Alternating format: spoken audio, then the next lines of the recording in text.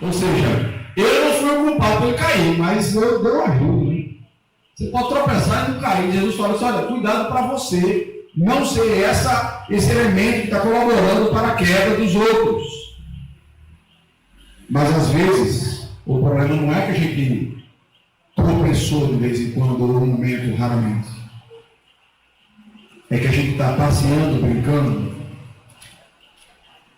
e não se preocupando com o caminho que está, né? Como crianças que vão correndo pela rua, põe o cara no chão. Por quê? Ela não estava preocupada com o caminho. Ela estava querendo brincar.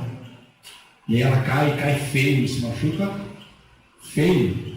Então, muitas vezes, a nossa perspectiva é que nós ignoramos o mal que nos rodeia ou até o mal que nos preenche. E aí, ao invés de nós tropeçarmos no pecado, nós andamos no pecado. A pior coisa que tem é quando a gente inverte. É quando a gente anda no pecado e tropeça na vontade de Deus.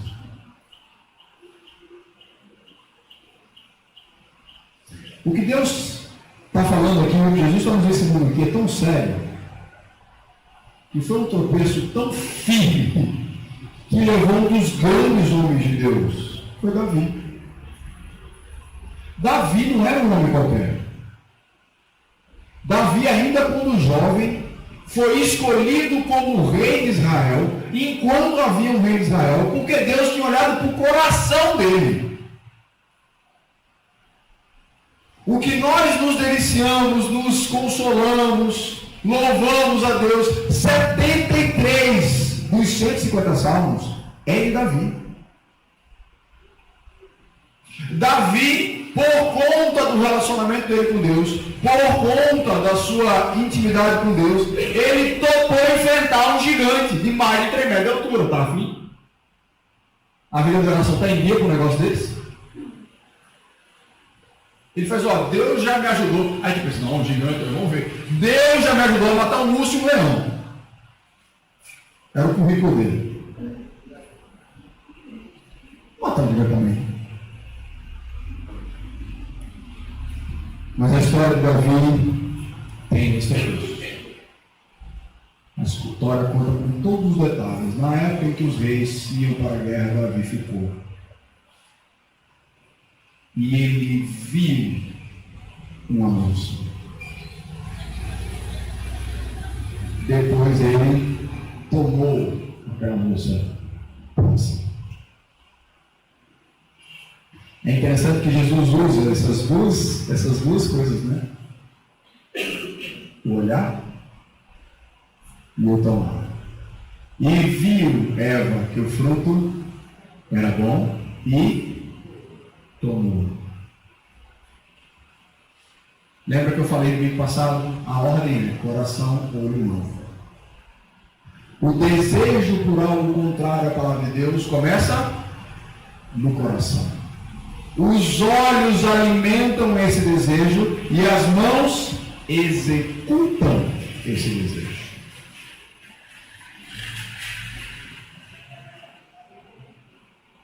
E Jesus aqui está sendo bem enfático na maneira como nós devemos lidar com o nosso pecado. Ele fala, se você tem problema com o adultério, se você tem problema com isso aqui, eu não posso aplicar somente para o adultério, mas a qualquer pecado. Você precisa entender que no seu colo, na sua vida, tem algo extremamente perigoso. O pecado é algo perigoso. E nós temos a tendência de, assim como Eva, assim como Adão, dar desculpa para o pecado. Tem um pecado enraizado na minha vida. Eu digo, não, é porque minha mãe me criou assim, não sei o que, na minha casa era desse jeito e tal. Resultado, a culpa não é minha, eu fui criado assim. E outros vão dizer assim, pastor, é porque não era o senhor lá. Se fosse o senhor cairia também. Pastor, não tinha como, não. A oportunidade foi boa no príncipe. Eu não me aguentei. Outros não estão, olha, estava quieto. Eu estava quietamente, fulano veio, começou a buzinar no meu ouvido. Aí, ó, não deu mais. A culpa é de quem? Eu acho interessante a história de Gênesis, por quê? Então aqui eu percebo alguns detalhes do texto, né? Quando Deus vai falar com Adão e Eva, ele chega para Adão e fala assim: Adão, cadê você? Você está se escondendo por quê? Não, porque eu estou nu. Por que sabe você que você está nu? Você não sabia nem que era nu? Foi o que aconteceu, então. A mulher que o Senhor me deu pegou do fruto e comeu. Adão botou a culpa em quem? Na mulher, não foi na mulher. A mulher que o Senhor me deu. Eu estava quieto a mim. Eu não pedi mulher nenhuma. O Senhor mandou essa daí? A culpa foi sua. Adão teve a audácia de botar a culpa em Deus. E cuidado, que a gente tem capacidade da mesma coisinha, né? Não vamos sofrer aqui dentro do tudo. Não tem como passar por essa. Aí a frase começa assim: Deus que me perdoe. Olha, eu tenho medo do que é que sai depois de Deus que me perdoe. Porque quando a pessoa fala Deus que me perdoe, ela já sabe que aquilo que ela fala depois é errado. Mas ela está dizendo assim: eu sei que é errado, mas não tem como. Não é assim? Dá para dizer, Deus me perdoa, então vá pedir perdão para ele logo, vá. Nem diga. Vá logo pedir perdão para ele. Né? Em outros momentos a gente chega para cá de necessidade. Eu precisava. Eu estava assim e tal. Eu precisava disso. Por fim, alguns também vão chamar de doença. Que não pode repreender. Você não pode repreender a pessoa, isso vai causar um dano psicológico. Meus irmãos, o mundo que não conhece o caminho para lidar com o pecado, vai dar vários caminhos, joga para o outro, se aceita, se ama, vai fazer uma viagem. Como é que faz para tirar uma culpa, lidar com o sentimento de algo errado como eu fiz, quando eu não sei nem contra quem eu fiz? Quem pode me perdoar? Eu lembro uma vez que, lá em Noronha, eu fui conversar com um rapaz, um senhor, que ele tinha tido uma filha, e depois ele não teve mais relacionamento com aquela filha. Eu fui tentar conversar com ele. A gente foi e tal, não sei o que, a gente foi conversando, foi tentando, né, ganhar a confiança dele.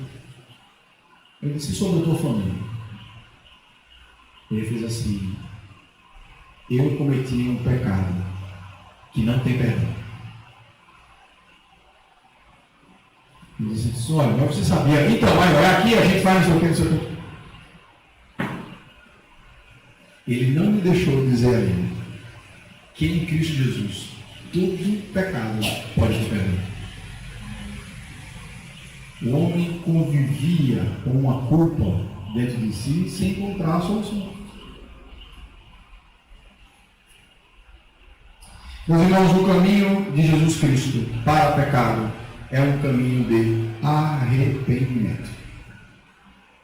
O caminho para o pecado é quando nós confessamos o nosso pecado a Deus. Quando nós sabemos que aquilo que nós pensamos, aquilo que nós desejamos, aquilo que nós fazemos está contra a vontade de Deus. E quando nós tomamos atitudes para não mais fazer aquilo que não. É aqui que Jesus está focando. Nesse texto, Jesus está focando nessa etapa do arrependimento. Não adianta de nada você chorar, você está arrependido e fazer a mesma coisa. Jesus está dizendo que arrependimento não é quando nós choramos. Arrependimento é quando nós batalhamos para mudar.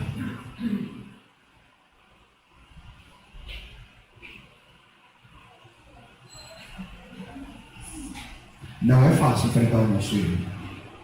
É muito mais fácil a gente dar outros nomes, fingir que ele não é tão sério assim, dar uma justificativa para eu estar agindo daquela forma, menos enfrentar do jeito como a Bíblia enfrenta. Nós precisamos entender que nós estamos lidando com um problema maior do que a radioatividade, gente. E nós precisamos tratar o pecado com a maneira certa. Você quer entender o tamanho do pecado? Entenda através da cruz. O pecado é tão sério, mas tão sério, que Jesus Cristo teve que sair do céu, deixar a sua glória, para assumir o seu erro sobre ele, a tal ponto de levar ele à morte. A tal ponto da ira de Deus ser derramada sobre ele completamente na cruz. Essa é a seriedade do nosso pecado. Ele não é uma besteira. Não é uma coisinha que daqui a pouco eu vou ver. É uma coisa que matou o nosso Senhor para que a gente pudesse lidar com ela. Se nós conseguirmos compreender o quão terrível o pecado e a batalha para a qual Deus nos chama, Jesus fala, você tem que entender que se você não está ganhando das maneiras mais suaves, você tem que ir para as mais agressivas. É igual uma situação de um diabético avançado, que eu, infelizmente, já presenciei. Tem problema, começa com o quê? Às vezes começa com injeção de açúcar, né? Muito grande, a pessoa se torna diabética, aí começa a medicação, ela não respeita isso, às vezes não toma a medicação, continua ingerindo açúcar, o corpo começa a batalhar. O que começa a acontecer com os membros? Começa a necrosar. E aí começa a perder dedo, pé, perna. Por quê? Ou perde, ou acontece o quê? Não vai morrer.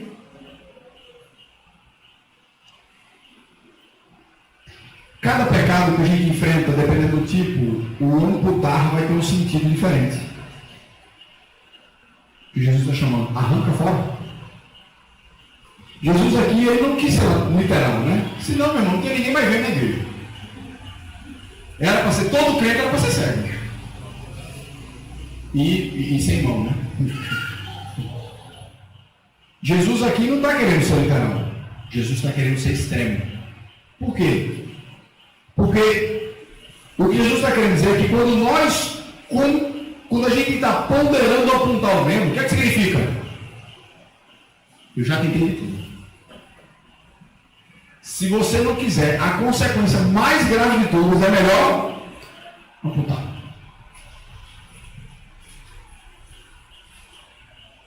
Agora o que acontece? Você fica, vai amputar.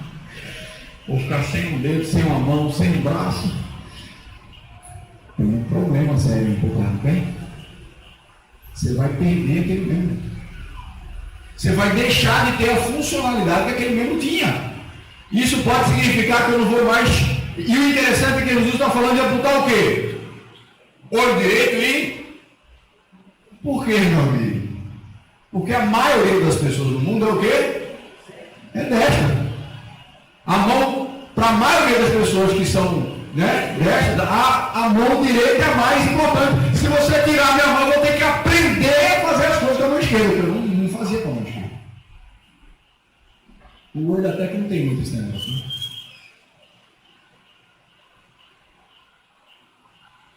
Então Jesus está dizendo assim, olha, o que está em jogo é santidade. E santidade não faz negociação. Ela não faz negociação com o pecado. Muitas vezes nós topamos, né? Não, estou batalhando com esse pecado, eu vou ler mais a Bíblia. Agora eu vou acordar todo dia, 3 horas da manhã, porque eu estou precisando orar, porque a batalha contra esse pecado está muito grande. Eu vou agora para o culto de oração, de missão, de tudo na igreja. Mas não deixa o pecado. Não quer amputar. Não quer chegar naquela ferida e não quer fazer o que muitas vezes sabe que tem que ser feito, mas fica adiando, porque fica, quando eu amputar, eu não vou poder mais. Eu não vou poder mais. O pecado, quando está enraizado na nossa vida, ela exige uma decisão firme, imediata e muitas vezes dolorosa. Vai doer em nós perder aquilo que de alguma forma nos traz prazer, alívio, mesmo às custas da vontade de Deus. E quando nós amputarmos, vai haver dor, vai haver lágrima, vai haver sintoma de abstinência. Vai haver, você vai sofrer com isso, mas vai haver santidade. Vai haver alegria no coração, que você vai estar finalmente, apesar de toda a dor e sofrimento, que é aquele processo de se libertar do pecado, às vezes de toda a vergonha que envolve confessar. Muita gente não começa esse processo porque exige você ir lá, confessar o seu pecado, pedir perdão. Eu não vou pedir perdão para fulano, não vou nada. Eu vou morrer com esse pecado comigo. Mas a Bíblia fala que sem santidade ninguém verá o Senhor.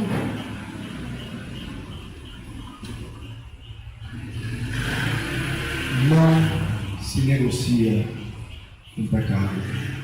Pecado a gente arranca, a gente amputa, é urgente, é imediato, não dá para esperar.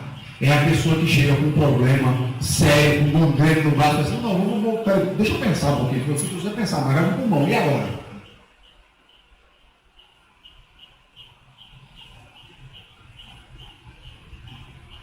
Meus irmãos, a Bíblia, a luta contra o pecado é algo ferrenho, não pense que ela é uma coisa tranquila, não. Veja como Paulo fala sobre essa luta, né? 1 Coríntios capítulo 9, versículo 27, Paulo fala assim: eu trato meu corpo duramente e o obrigo a ser completamente controlado para que depois de chamar outros para entrarem na luta, eu não venha a ser eliminado dela. Em outra versão vai dizer assim: esmurro meu corpo. Claro que Paulo está falando também de maneira figurada. Ele fala: eu não pego leve comigo. Por quê? Porque eu estou chamando outras pessoas para caminhar com Cristo. Se eu falhar, eu derrubo quem está sendo trazido através de mim.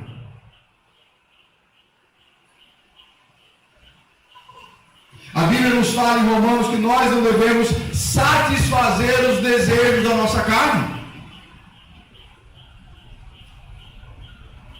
Então, meus irmãos, entenda que o seu pecado é um enorme balão de gás botando dentro da sua sala. Imagine que você chega em casa e tem um enorme balão de gás botando. Você vai fazer o que com ele? Dá para o seu filho brincar? Menino, peraí, nesse balão. Pode ir, por favor.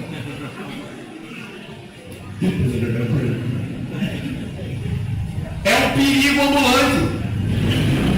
E você faz: o que é que eu faço com isso? Como é que eu lido com isso? Porque a qualquer momento isso aqui pode destruir a minha casa inteira. Precisamos rejeitar cada sugestão da carne que nos leva para perto do mal. Meus irmãos, lembre-se que santidade não é uma questão de atitude, é uma questão de um estado do coração. A Bíblia fala em Tiago que nós somos tentados pelos nossos próprios maus desejos.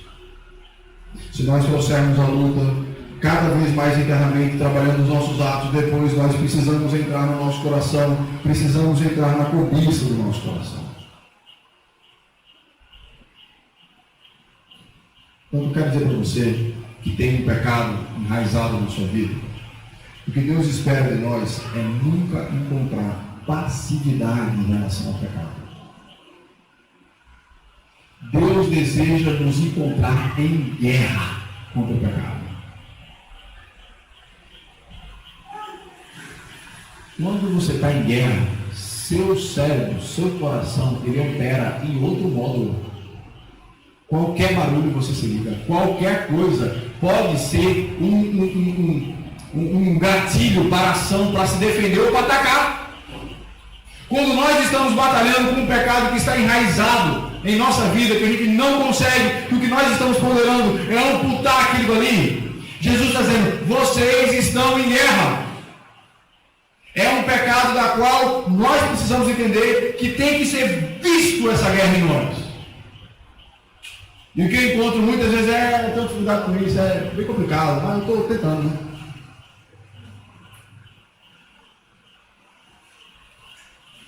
Eu lembro uma vez que eu estava tratando um jovem que estava com problemas na área de sexualidade, né?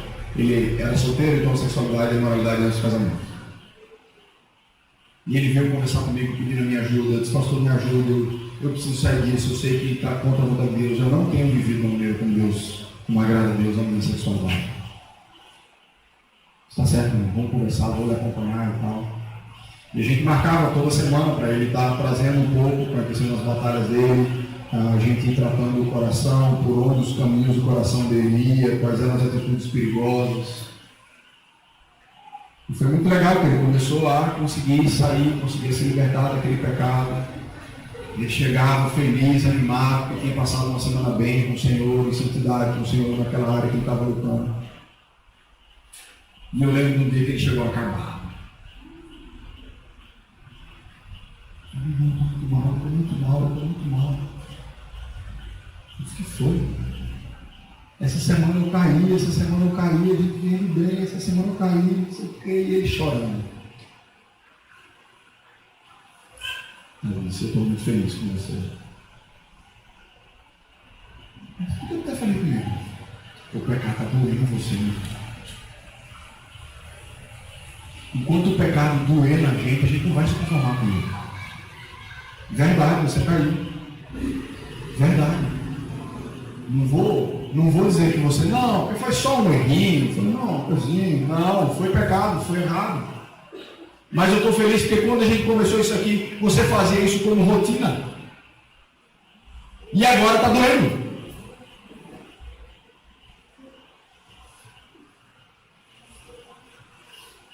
Se nós nos dedicarmos, Deus espera isso de nós. Nós temos a promessa de que o Espírito Santo nos ajudará nessa tarefa. Romanos capítulo 8, versículo 13. Diz o seguinte: porque se vocês viverem de acordo com a natureza humana, vocês morrerão espiritualmente. Mas, se pelo Espírito de Deus vocês matarem as suas ações pecaminosas, vocês viverão espiritualmente. Não é uma tarefa em que depende única e exclusivamente da nossa força. Porque se fosse assim, a gente perdia. Todos os dias. Mas ele fala, se o intuito é esse, é agradar a Deus, é ter fome e sede pela vontade de Deus, o Espírito Santo de Deus nos auxiliará nessa guiada, nessa jornada. Por fim, Jesus aqui nos fala a principal razão para nos dedicarmos nessa luta, na disposição pelo qual nós devemos batalhar. Ele fala, foque naquilo que é eterno. E Jesus aqui, eu sempre gosto de dizer isso, porque é muito real, Jesus aqui é extremamente politicamente incorreto. Porque ele fala, o que é melhor? Você entrar sem o olho no céu, ou você entrar com os dois olhos no inferno? O que é melhor? Entrar com uma perna no céu ou entrar com as duas pernas no inferno? Jesus está dizendo para a gente que as escolhas que nós fazemos aqui, elas têm sim implicações eternas. E Jesus coloca isso como luz no fim de tudo para a gente, para as nossas escolhas de hoje. Jesus está nos avisando que o inferno é o ponto final das nossas concessões. Vá fazendo concessão. Vá abdicando da sua batalha. Você vai ver como é que você vai terminar. Vá achando que está tudo bem. Vá achando que todo mundo faz. O inferno é o destino final do todo mundo faz. Alguns pecados nossos, eles precisam de uma boa pitada de medo para ser controlado. E Jesus aqui coloca o inferno como local onde todo o povo vai sofrer por toda a eternidade. Não sou eu que estou falando, não, é o Jesus que é amor. Jesus está falando aqui, ó. Pois é melhor perder uma parte do seu corpo do que o corpo inteiro ir para o inferno. Porque você vai sofrer porque perdeu uma parte. Mas no inferno, você vai sofrer o corpo inteiro. Jesus aqui não está sendo feito vovó quando o bolo sai do forno, não. Não come um bolo quente porque dá dor de barriga. Né? Quem está sendo isso? Jesus está falando de uma realidade. Como muitos tratam o pecado e a ira de Deus de maneira corriqueira, estão ignorando o fim das coisas. Nossa maior motivação para a santidade pode ser e deve ser. E o que é que significa eternidade para nós? Gente, a eternidade é o que faz as coisas desse mundo terem corpo ou serem cinzas. A eternidade é essa porção da nossa vida que vai durar para sempre. É igual quando está criando menino. Nasce o menino novinho, coisa linda, cara do pai, isso aqui, né? Cara da mãe. Olha, tem um sinalzinho, aquela coisa aí começa, não dorme. Né? Na hora de mamar, uma hora mamando, ai, não demora demais. Aí quando está começando a pegar fica doente, aí não dorme de novo. Aí quando está e você fica trocando fralda, e não sei o que, e não dorme, e vai trabalhar, e meu pai do céu, quando é que eu vou dormir de novo na vida? E fica parecendo que vai durar?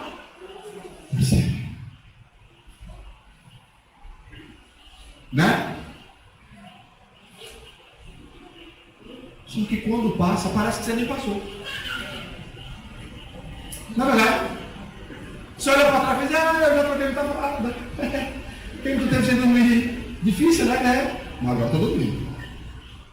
Troco fralda, ninguém toma banho, ninguém mais. Lá em casa, quando foi o projeto do terceiro, fez, não quero fralda mais. Vamos pegar um já chegou em casa já dando descarga.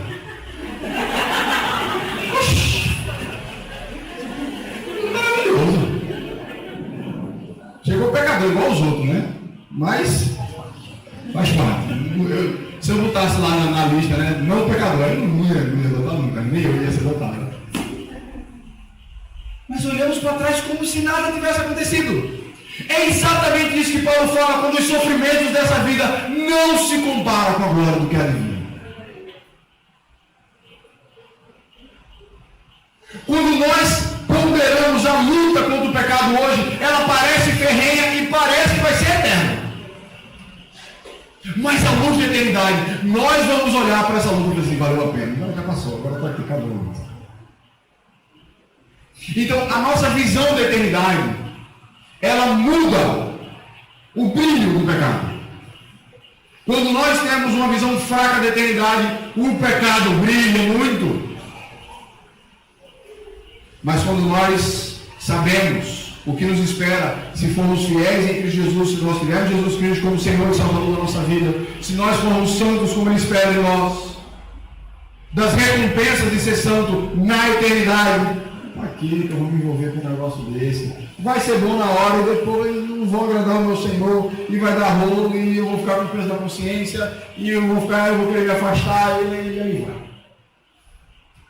vai ter ganhado o temporal e vai ter perdido o eterno. Há muitas coisas boas, muitas coisas corretas, muitas coisas proveitosas nesse mundo, mas se elas nos desviarem do verdadeiro propósito, elas se tornam um pecado para nós.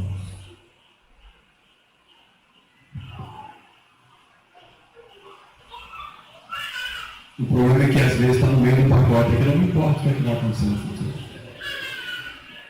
Não importa o conteúdo. A vida é curta. Vamos aproveitar. Enquanto o pensamento do crente devia ser o quê? A eternidade é longa, vamos nos santificar.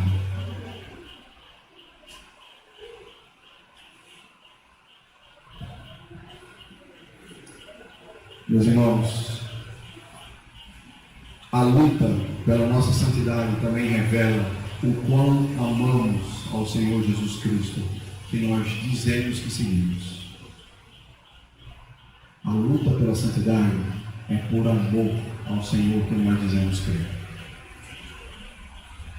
Quando o nosso amor por Ele está fraco, ínfimo, estou preocupado de satisfazer os meus desejos.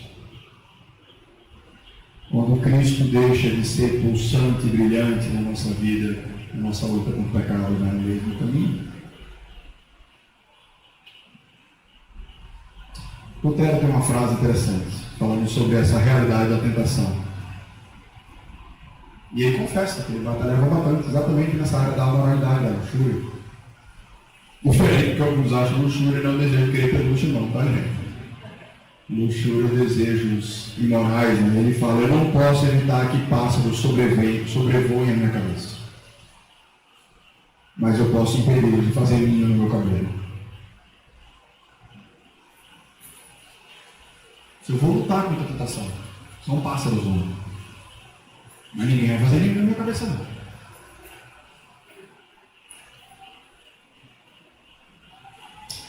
Para terminar, queria ler com vocês Jeremias, capítulo 17, versículo 9.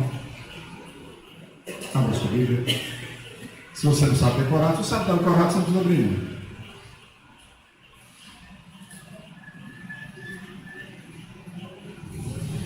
Jeremias 17, versículo 9.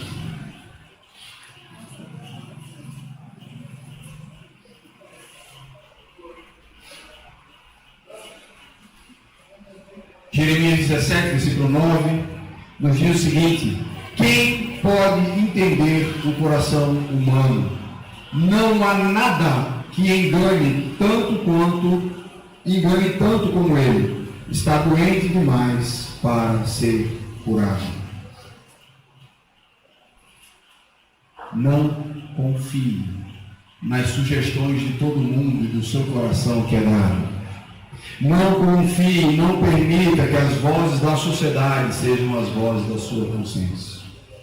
Que o nosso coração seja um coração transformado pelo amor de Jesus e que a única coisa que ele deseja se conformar é a vontade do Senhor Deus. Não tem como andar lado a lado com Jesus e com o pecado comendo o nosso corpo. E ele vai chegar ao seu lado e vai dizer: puta, Kira, para andar comigo você tem que estar puro. Você não está puro. Não, mas é só esse amputa. Vai acabar com você. Você não vai conseguir me representar desse jeito. Por quê? Porque Jesus é o Cordeiro sem defeito. Ele fez: eu já morri pelo seu pecado, pede perdão, vamos lá, vamos acabar com isso. Saia dessa, pare com isso. Jesus aplicou o adultério, mas a gente sabe que isso se aplica para qualquer pecado na nossa vida. Nenhum pecado deve ser alisado, chamado de pecadinho de estimação, porque tem um pecadinho que é meu pecadinho de estimação. Pega um leãozinho para criar de bichinho de estimação na tua casa.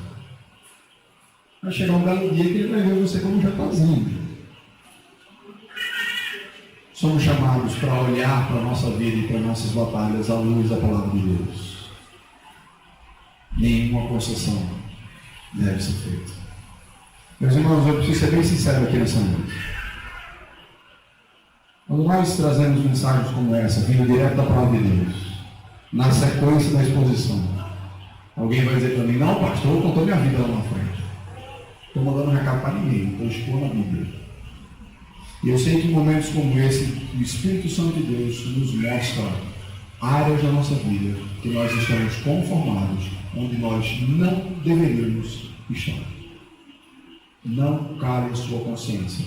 Tem um versículo que eu decorei junto com o da aula para adolescentes, que é 1 Timóteo capítulo 1, versículo 19, que diz assim: firme sua fé e tenha a sua consciência limpa, porque algumas pessoas não têm estudado a sua própria consciência e isso tem causado a destruição da sua fé, o naufrágio da sua fé. O Espírito Santo de Deus modifica também a nossa consciência e fala a nós, nos acusando daquilo que está contra a vontade de Deus. Não ignoremos isso. Se você sabe muito bem do que eu estou falando, você está enfrentando um pecado que você não está conseguindo lidar, venha conversar comigo. Vamos trabalhar isso à luz da palavra de Deus. para que você não seja mais um agente duplo, para que haja em você santidade e transparência no Senhor. Amém? Vamos lá. Senhor, nosso Deus, nosso Pai, te louvamos, Senhor Deus, por esse alerta tão importante que a Tua Palavra nos traz nessa noite. Tu conheces, ó Pai, os detalhes, os desafios, Senhor Deus, os pecados de cada um aqui presente, inclusive os meus. Senhor Deus, nos ajuda, Senhor Deus, nas nossas batalhas. Que nós possamos, acima de tudo, ó Pai, nos alegrar com aquilo que te alegra.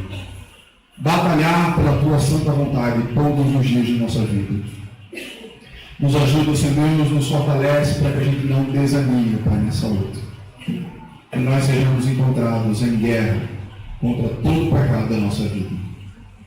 Por isso que nós te clamamos, ó Pai, que a graça do nosso Senhor Jesus Cristo, o amor de Deus, o nosso Pai, e a consolação do Divino Espírito Santo seja sobre cada crente aqui presente, espalhado ao redor da terra.